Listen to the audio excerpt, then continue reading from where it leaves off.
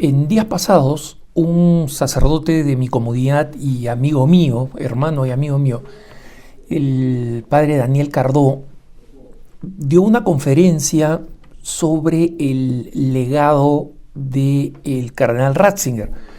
Y hablamos del cardenal Ratzinger, o más bien de Joseph Ratzinger, porque hay que hablar de todo el legado de este teólogo, que durante la mayor parte de su vida no fue ni cardenal ni papa, ¿no? Y recordemos que su pospapado fue un poco más largo incluso que su propio pontificado, ¿no?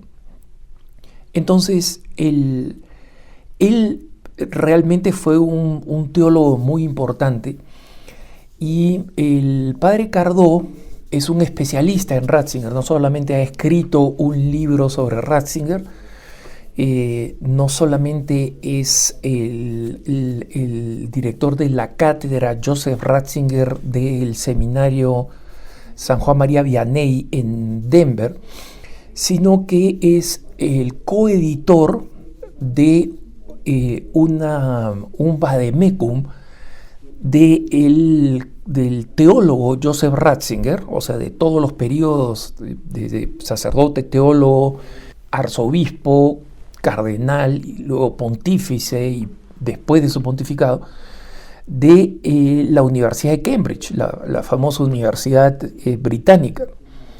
Y una de las cosas que me sorprendió de esta conferencia es el amplio ámbito de conocimiento que tenía el cardenal Ratzinger, que de alguna manera lo conocía, ¿no? Pero escuchar a un experto que además se ha familiarizado con los aportes del cardenal Ratzinger en las distintas áreas de la teología, de la eclesiología y de la liturgia, resultan realmente impresionantes, ¿no? Entonces, el Vademecum es, digamos así, un manual, va a ser un libro muy grande, pero es un manual de los aportes de un teólogo, de un autor especialista en algo, que está organizado temáticamente. O sea, por ejemplo, a alguien que está especializado en cristología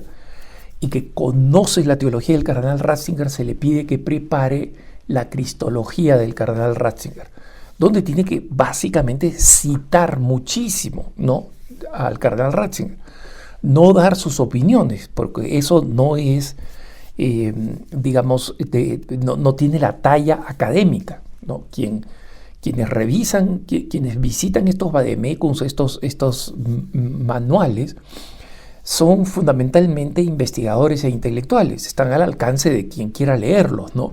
Pero es material fundamentalmente académico.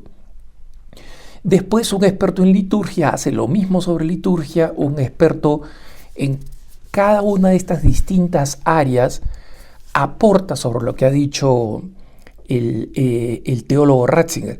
Y en consecuencia, un sacerdote como el padre Cardó, que como coeditor tiene que revisar todos estos textos, de pronto, él personalmente se ve beneficiado con una visión absolutamente panorámica de todo lo que cubrió la teología de Joseph Ratzinger, ¿no? Y por eso en su conferencia el padre Cardó especulaba si Benedicto XVI sería proclamado doctor de la Iglesia, ¿no? Como saben ustedes,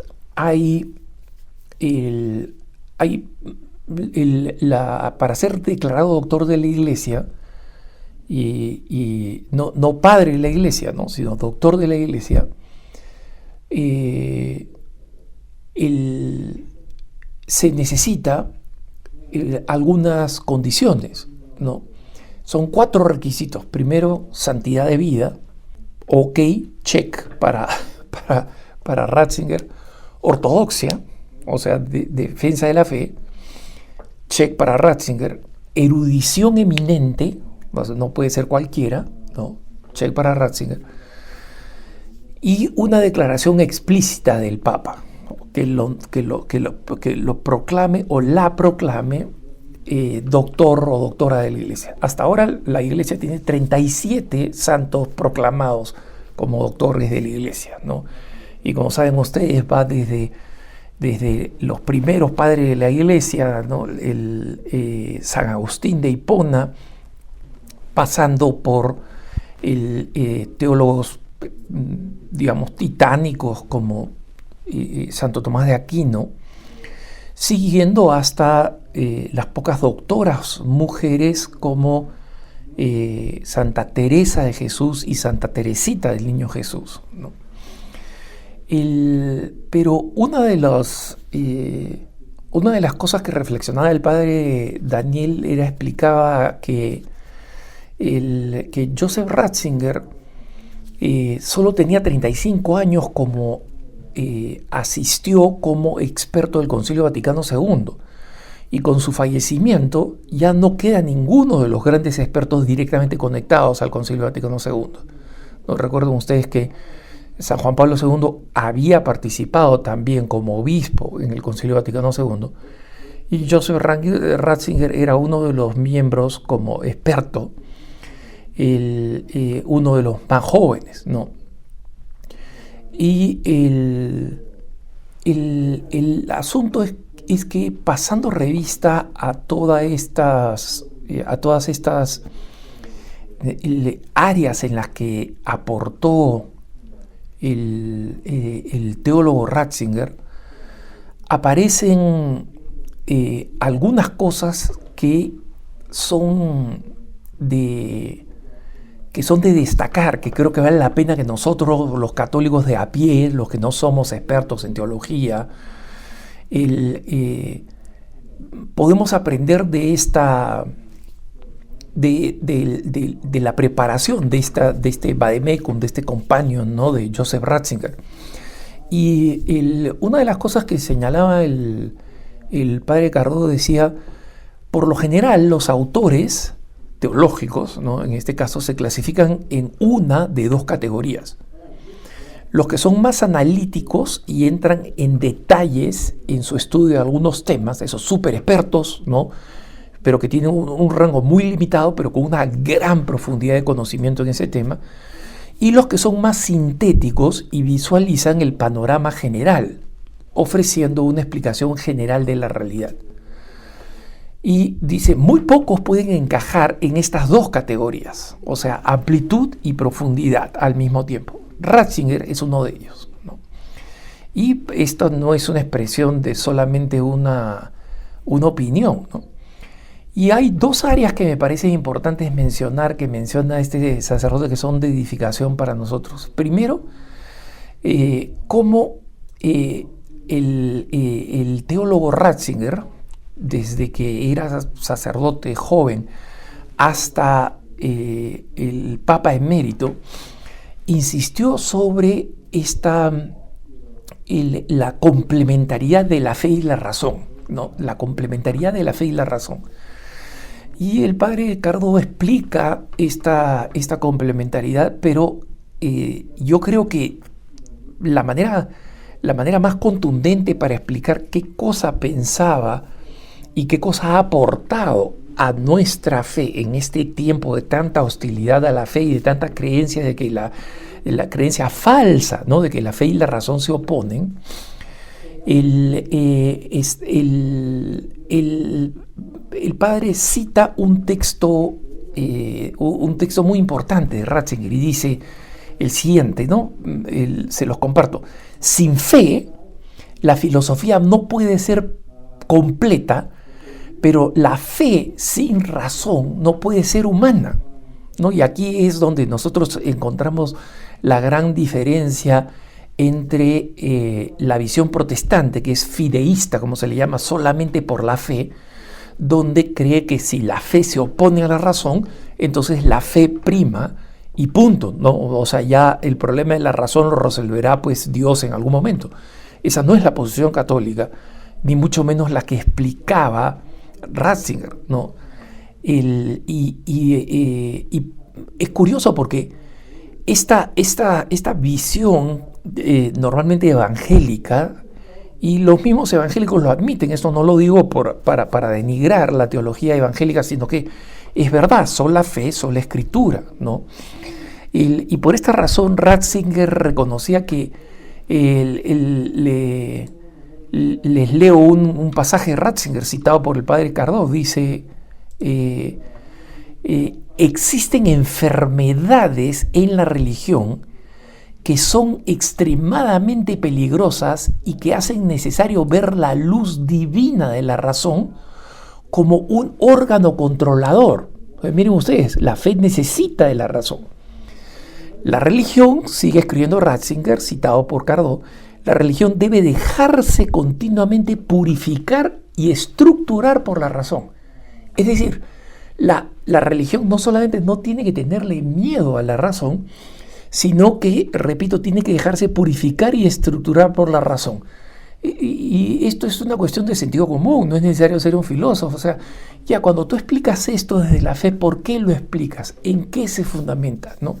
La razón teológica, que es algo que mucha gente, desprecia, especialmente en el área tradicionalista, porque cree que solamente la tradición, como está escrita, es lo único que nos puede revelar la verdad católica, ¿no? Y en consecuencia se vuelven evangélicos, solo que no son solamente tradición, no son, solamente sola escritura, sino que son sola escritura y tradición. Le añaden una cosa más. Y así tenemos actitudes que, por ejemplo, se rebelan contra el hecho de que un papa como San Juan Pablo II haya introducido nuevos misterios del rosario, como son los misterios luminosos, que enriquecen y complementan la práctica del Santo Rosario, que le añade la meditación de los misterios precisamente de la vida de Jesús, ¿no? Y muchas cosas de ese tipo que se niegan a reflexionar con la razón simplemente porque creen que se opone, entre comillas, a la religión, porque se oponen a la tradición, ¿no?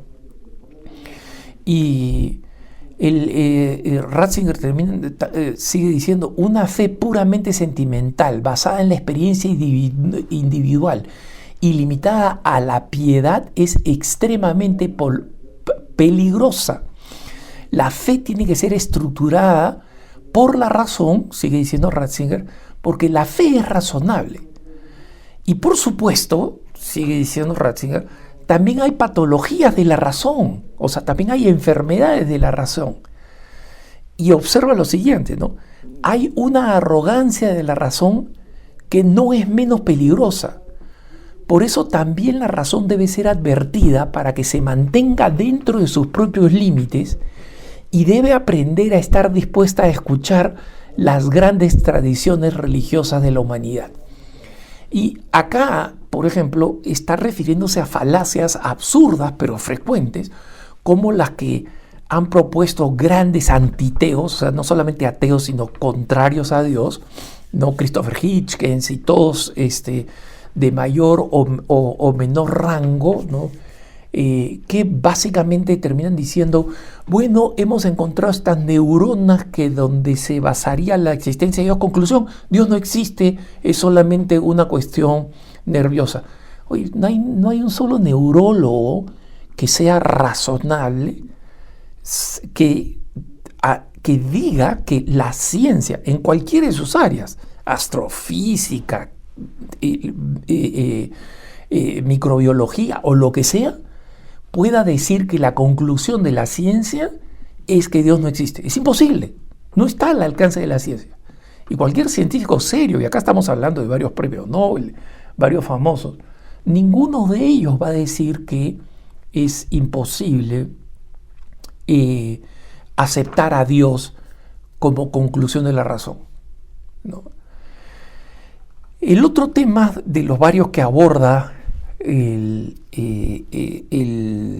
padre Cardó para explicarnos los aportes de Ratzinger están en el ámbito de la Sagrada Liturgia. Hay otros ámbitos más, ¿no? Recuerden ustedes, solamente los 3 libros sobre Jesús de Nazaret publicados durante su pontificado y publicado como teólogo, no como papa, ¿no? Publicó libros diciendo esto está abierto a que los teólogos que piensan distinto discrepen. Esto no lo escribo como papa, ¿no? Pero el tema de la Sagrada Liturgia es muy importante porque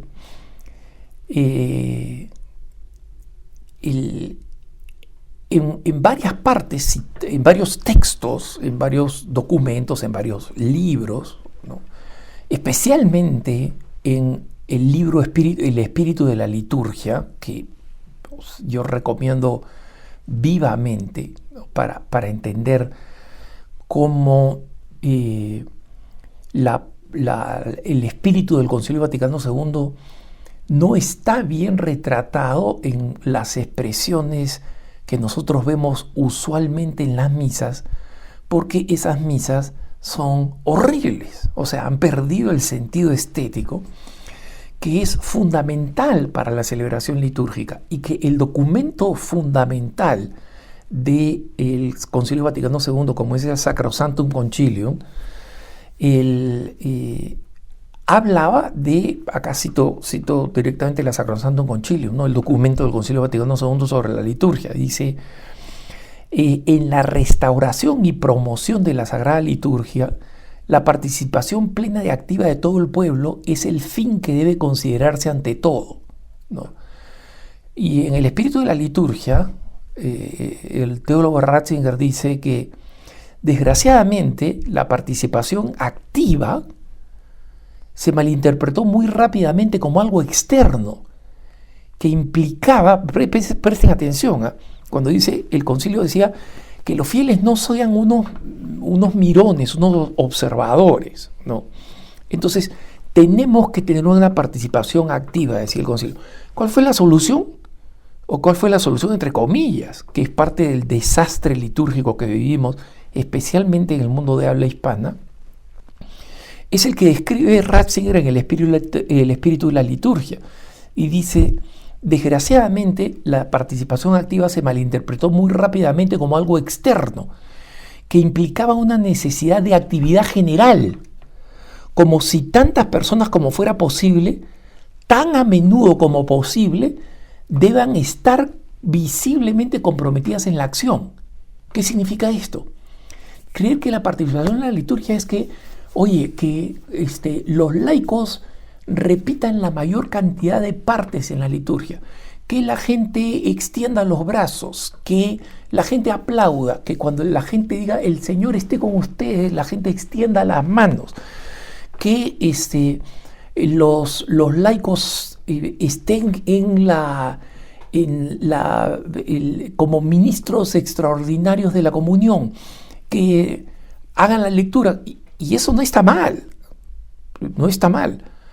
pero la interpretación de la participación en la liturgia como una cuestión completamente externa es una de las raíces por las cuales tenemos esa música de grupito musical rock o pop espeluznante que realmente destroza la misa, y todo este ambiente de juerga, de fiesta, que no entiende que la participación activa, como dice el cardenal Ratzinger, como escribía Ratzinger en el espíritu de la liturgia, ¿no?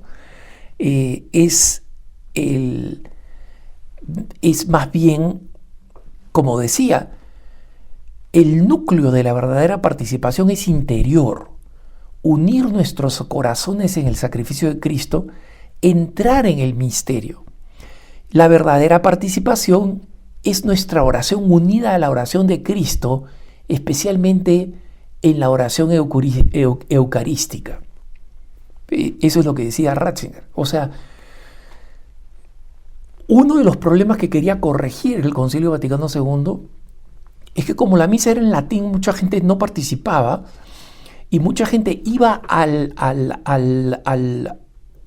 la cima de la liturgia, que es la Eucaristía, con libritos devocionales, con su rosario, ¿no?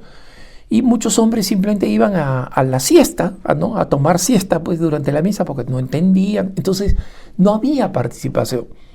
Entonces, la idea de, por ejemplo, traer el lenguaje vernacular, es decir, que la misa se celebre en el lenguaje de cada uno, era precisamente para que la gente pudiera escuchar. Esa era fundamentalmente la participación. Y escuchando, rezara, ¿no?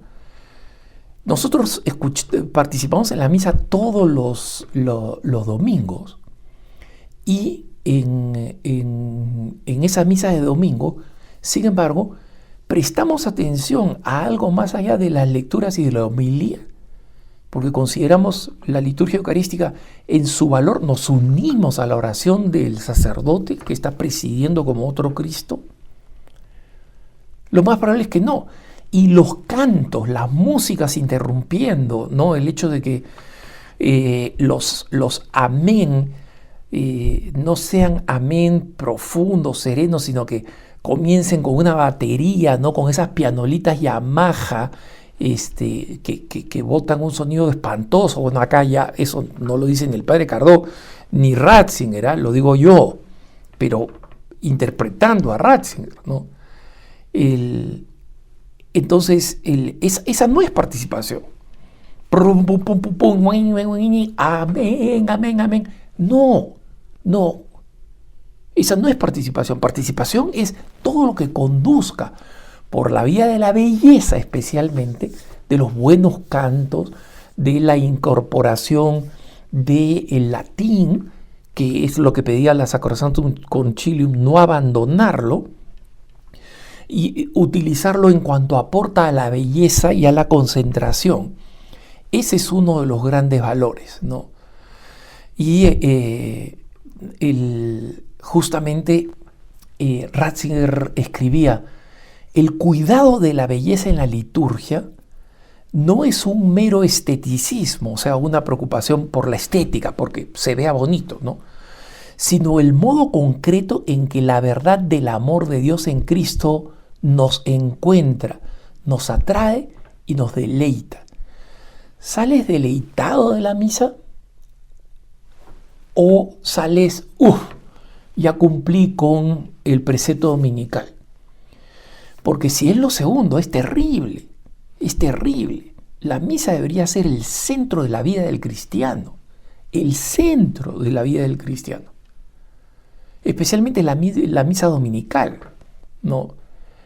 Y justamente este es uno de los grandes y numerosos aportes que ha hecho Ratzinger y que todavía podemos meditar y al que todavía falta sacarle fruto. Es decir, el aporte del teólogo, del cardenal, del papa y del papa emérito Joseph Ratzinger está recién comenzando a desplegarse y esperemos que enriquezca más y mejor la vida de la Iglesia.